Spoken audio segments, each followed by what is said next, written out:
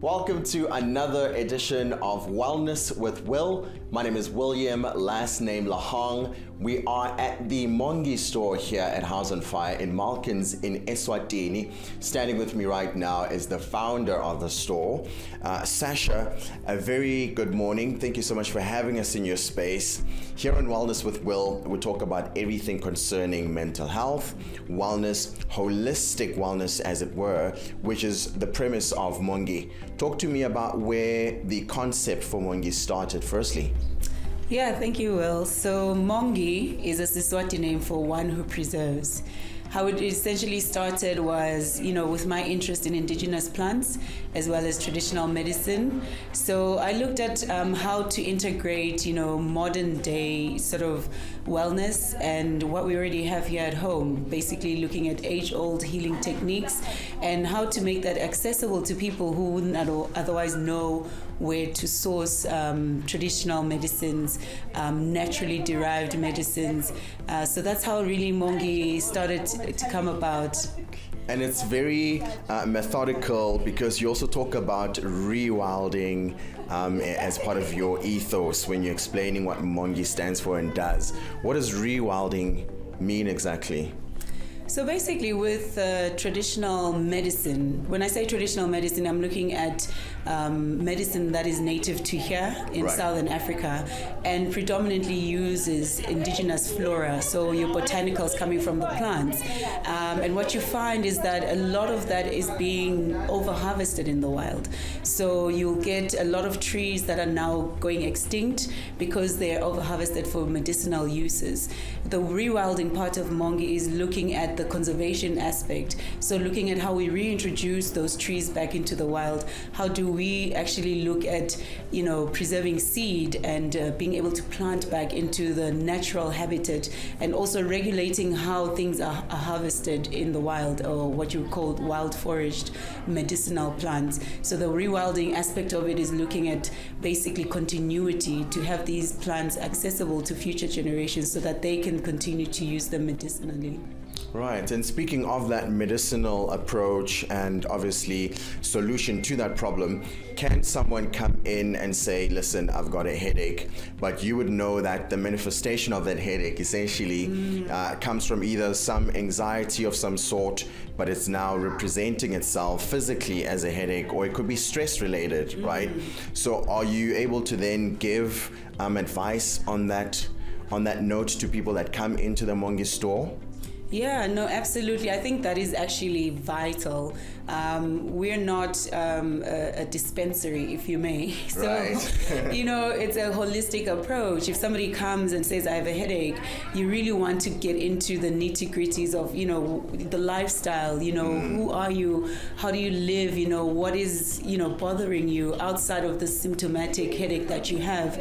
So I think that's what I really like about medicine or traditional medicine, is because it has a very holistic approach. It's not just prescribing something that's on the surface. It's kind of going deep to see, okay, what else is happening in your life? And because, I think with trees or medicinal flora that you have here, a tree in itself, you have the leaves, the bark, the root, and all of that will do so many different things to the body. So you can't just say, I'm going to give you sibaha, because just the leaves. Yeah, just the leaves. It's just about understanding, where is that illness sitting within your body. So of course, some of it does involve, intuitive healing. It does involve, consulting as well, a consultative process, and being able to understand the lifestyle of that person is so crucial to being able to prescribe something that is going to be effective in healing whatever it is that they are going through.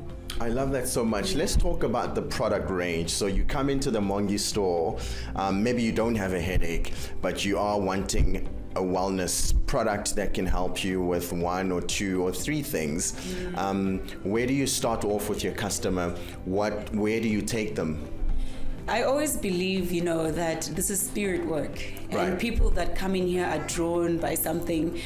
Some will come and just stand around and breathe in the space, and walk out feeling lighter, and they'll say, what is that, what do you have, and obviously when you look around the shop, we have a lot of plants in purple. Sure. So I think going back to just indigenous trees, why the focus is on indigenous so much is because I strongly and firmly believe in plants choosing to grow where they're most needed. So when you have a plant or a tree that is native or is basically coming from this very part of the country or this part of Southern Africa, it serves to do certain work. So you have energy clearing plants. So sometimes people will have come in here and we have impepo here, for instance, and that clears energy. So you have plants that actually absorb more carbon dioxide and the sort of monoxides in the air. And that actually is healing because it's taking away all the toxins. And essentially maybe that's what you need even in your home space. It's like, I'm sick, I'm always feeling tired, I'm always feeling overwhelmed, and yet it's really about your spatial environment. You don't need to be taking something, it's about clearing that energy. So like I said, it's spirit work, it's energy work more than anything. So when someone comes and says, I keep having this flare up, or my psoriasis or eczema, it's understanding, when does that happen? Have you looked? So normally I'll start off by saying, okay, let's have a diary, in the week, just keep track of, when the flare ups happen, how are you feeling at the time, where are you, what are you doing? Because sometimes you'll find that it's an allergic reaction to a plant that's in your space. Right. You know what I mean? So identifying the root cause. Yeah, the root cause, essentially. It's about that. And looking at how then do you treat, because we make products here that treat things topically. Sure. But before you go on the surface is, a message from internally to say something's happening. This is how I'm telling you by having this flare up. So we have to look at products here. We have indigenous teas that are maybe focused on blood purification. So once you clean yourself internally, then you don't have these flare-ups. Because that is your body communicating with you, saying, hey, something's not right internally. You know what I mean? So before we start looking at the top or outside in approach, we look at what's happening inside. And inside, as you obviously imagine and know, it's also about wellness, mental health, all of that. It manifests itself in your body and outwardly through your skin. It's the biggest organ you have. So that's where you'll really get to see something coming out physically. I love that. And I love that you're also touching on the science part of it, understanding how the different chemicals can cause a certain reaction even to the human body and spirit. But you've identified a solution for that problem. Let's move along now to the mind, which you've just touched on. There is a lot of conversations around mental health, but I imagine not enough. And there's still a misunderstanding from just people in general about what mental illness or mental health or wellness is. How do you define it in your own perspective? In the space that you operate in? You're a creative, you're a business, you're an entrepreneur, right? And you're also a leader in that space. How would you then talk to me about just the mental health aspect of running these different entities? I think mental health is really about embracing the flaws, the weaknesses, the moments, and acknowledging that I'm not okay, I'm weak in this moment, and it's okay. And I think a lot of the time what we do when we're dealing with mental health is looking for an escape.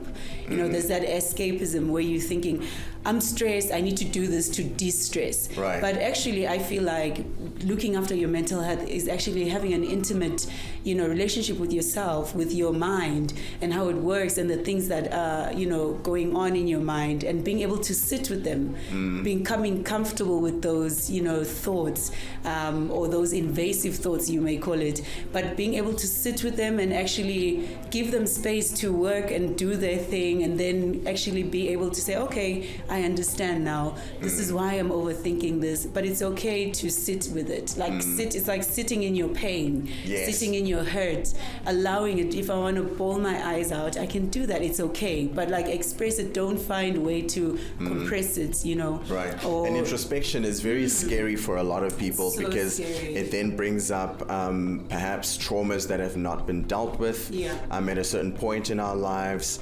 And for a lot of people, that world on its own is scary, which is why they try and steer away from it as much as they can. Yeah, no, definitely. And I think we all go through traumas that we don't realize are traumatic experiences at the time. Yeah. But then you get stuck in your trauma. Until you deal with it, you get stuck there, and you have to go back to it. You have to go back to your childhood traumas. Sure. You know, and it could be small things, you know, but they manifest later in your adult life. And until you go back inside yourself and actually be honest with what that feeling is and sit with it and actually give it permission to overwhelm you, to engulf you, like give it a permission so that it can work through you and then you can let it out.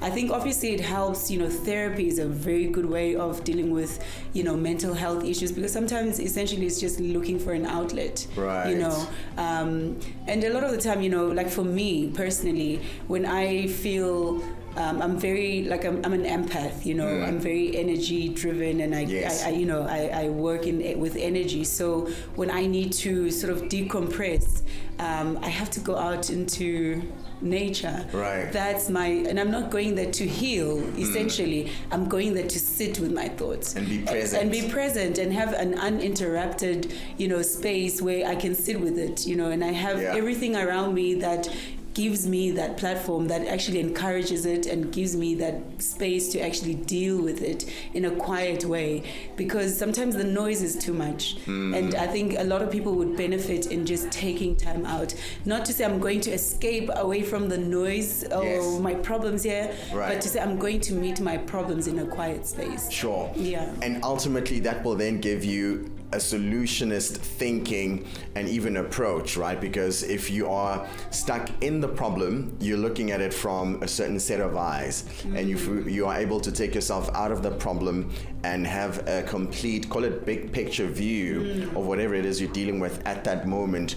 You're able to find alternative solutions. You may find that the problem isn't necessarily as big as your mind makes it, because the voices in our heads are so much louder. So loud. So being able to take that time away and really just be one with nature allows you to quieten down. Oh yeah, absolutely. And I think, you know, a lot of the time the answers are already inside of us. Like you know what's best for you. You know, you fight against it a lot of the time, but there's always, everybody is intuitive. I think when we are obviously noisy spaces or spaces where other people's opinions kind of cloud our judgment, we don't get in touch with our intuition, with our deeper self. So being in those quiet spaces allow you to just like have that one-on-one time with yourself and actually confront yourself and say, okay, honestly, this does not serve me, and this is the solution for it, you know. And you know that almost instantly. And I feel like it comes back to this space, right? In terms of knowing intuitively that, you know, I don't know, but I feel like you kind of feel where your headache is connected to. You know, you feel my stomach, that gut feeling, you know. You also have it physically. Your body speaks to you. It tells you something's wrong. It's like if you're tired and you know I need sleep, and you keep taking, you know, energy drinks, but you know at the end of the day the body's tired. The energy drinks keep you up, but they're not, you know, dealing with the fatigue, essentially. So it's just really, you know, the quiet moments to be able to reconnect with that and listen to yourself and be like, okay, this is what I need to do, because you already know it. Sometimes we look outside of ourselves for people to tell us what makes us well and what makes us better or stronger, and yet we already have it, and we just need to give ourselves the time to let our minds think and overthink and deal with it, sit with it, and then come out with the solutions. In fact, on that note, do you ever go through instances or episodes of burnout? Because there is so much that happens here where Mongi is situated at House on Fire. And I imagine at the week of the event, however big or small, but there are always those stresses, pain points, headaches that you are fires that you have to put out, essentially. Yeah. How do you avoid burnout? What's your trick? You know, I'll be honest and tell you that I'm not very good at slowing down a lot of the time. Right. And I will push my body to the limit, Sure. you know, and I will feel it, and my body will complain, my mind will complain, my spirit will complain. But eventually I just know, I've actually been growing to realize that, you know, my wellness comes first. It does. And there's this, you know, you can't pour from an empty cup, as they say. So how do I fill my cup, you know, and I can't keep thinking that, you know, my resources are finite, you know, like I have to, I mean, that they're infinite, but I have to understand that in the course of having to do an event, you know, there are things that I have to do. Because also within my space here, I'm pouring energy into the products. Right. So when I'm making the products, I know I have my own rituals that I do. You know, there's my own sort of cleansing process that I will go through, because I cannot put that pent up energy into these products if I aim to have them be healing for somebody else, right? Sure. So I've been learning to slow down, because I've always known, and I continue to understand, that I can work better when I've had alone time, when I've had my nature recharge, when I've sat with things that I need to sort of like, you know, bring out and, you know, deal with one by one in my quiet moments, you know. So nature walks for me, that's it. That's all I need, you know. And gardening, spending time in my garden really helps me to meditate, you know, and deal with all the noise, if you may. And, you know, I speak to the plants, you know, and they talk back, crazy as that may sound. And I think those come in the form of the answers you're looking for. Right. And, you know, I can say the plants talk back, but essentially it's just it's quiet. It's a connection, you know. So I definitely need to do that. Otherwise, I don't work to my optimum. You know, I can't expect that I can handle every single thing if I'm not well, if I'm not feeling balanced. Right. So that's always important for me, and I'm learning that, you know, because I've been in, and actually Mongi teaches me that, you know, it shows me that, no, you need to slow down. And I've been able to build trust in the process, you know, trusting that, no, it will come right, it will happen, because, you know, it's easy for us to panic, especially if in event management or coordinating something big, you know, and you just think about all the things that could potentially go wrong, instead of just putting out the energy that, you know what, things will happen as they should, and I'm there to facilitate that process. Going back to healing, it's the same. Like, I won't say I will heal you. I can facilitate that process. I can hold space for you, but essentially you have to do the healing, you know? So I think it's just understanding that everything has its time and place and process, and trusting that you're positioned to be where you are because you're meant to be there, and you will carry it through. You'll be a great facilitator. You'll be a great executor of that task or that calling. And obviously a lot of this, Sasha, has to do with just understanding that very process that yes, you give your energy to all the products, but we as the consumers, your customers, your clients, still have to do the work ourselves. So that healing process is as much as to assist the product an internal process, right? If you don't do the work yourself, then you'll think the product doesn't work, meaning that possibly the problem is still within. Absolutely. And it's about, you know, a mindset thing also, an intention setting, you know, when you're using something and believing that it's going to work is such a big part of the healing process, you know. I love that. Speaking of things that work and things that are alive, there is the Luju Festival launch that just happened. It's a precursor, if you will, for the main event that's still to come. Talk to me about where you went mentally to just capacitate yourself to deal with everything that goes on behind the curtains, because us as guests, we arrive and we don't know what was going on behind the curtain. Yeah, I think, you know, it helps that I was part of the initial conceptualizing of the festival. Right. You know, so it was really important to understand what we're trying to do as a festival, what it is that we're trying to tackle, what are the issues. And for me, obviously, with my love for plants and medicine and wellness, it made sense that I look inward, I look here at home, at the landscape. What do we have here? What are the foods that, you know, have been our sustenance for so long? And really looking at how do we integrate that? How do we elevate that? How do we make it accessible and make it, you know, a prestigious sort of ceremony or affair? How do we get people locally to go back to their roots and really get a deeper appreciation of what they already have here and not to look outside? So having that as a foundation makes it so easy to create a program, you know, to look at a menu. You know, this year I looked to my friend Mohadi Itsweng, who is an Indigenous food advocate, you know, and an amazing cook and chef. Right. And, you know, it was just so easy to then, you know, speak to a collaboration with her and say, you know, we have this space here, this farm, which is Malandela's, where Luju is held. And we have such rich soil and resource, and it's been a rich history. And of course we have our restaurant here.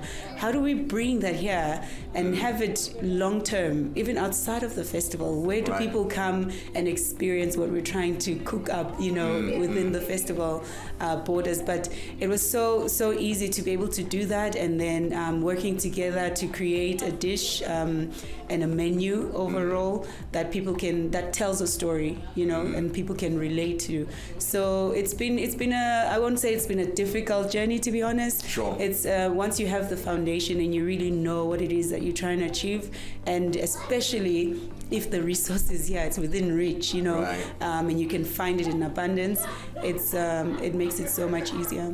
Awesome. Thank you so much for chatting to us. I'm going to buy at least 3 of those Impepo sticks because I'm understanding the healing process of it. Just even being in the presence and breathing this plant in, I'm feeling a lot lighter. So that cleansing aspect of it that you spoke of at the beginning of our conversation is true. And I'm giving you testament in real time. Great, yeah, definitely. And I think, you know, Impepo is such a versatile herb. And going back to our roots, you know, I think we need to decolonize our thinking, because I think we've been made to box things and think, oh, if you burn Impepo, you must be a Sangoma, and maybe we don't endorse being a Sangoma, which is also part of our culture, right? Right. But also, you know, at the end of the day, this is a plant with so many different benefits. You know, in your tea, it's used for clearing your chest. You know, if you've got asthma, for colds, for flus. You know, and the oil, when you derive the oil, is good for eczema, for skin. You know, and then when you burn it, it's good for headaches, for, you know, insomnia, and also, of course, to connect you to your ancestors if you're somebody who believes in that kind of connection. Sure. Because it helps you to actually relax, you know, and it relaxes you around your environment, clears the energy and your atmosphere. So there's just so much you can do with it. So I'm glad you are going to have some of this to take with, because it's such a power plant and it grows in abundance. You know, we have over 240 indigenous types that are, you know, native to Southern Africa of Impepo. So it's everywhere. It's all around us. Oh man, I love that. On that note, we'll leave it there for Wellness with Will on this edition. We'll see you next time. Thanks for watching.